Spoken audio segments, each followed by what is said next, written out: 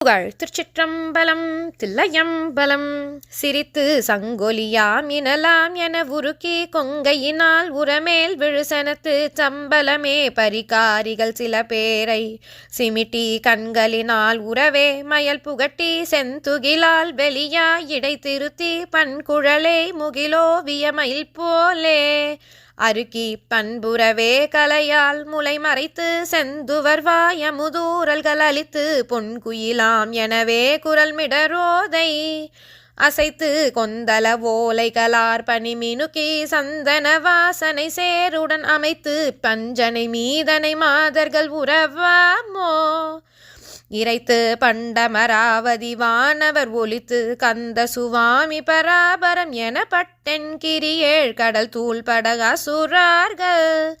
இறக்க சிங்கமதேர் பரியானையோடு உருப்பிற் செங்கழு கோரிகள் கூலி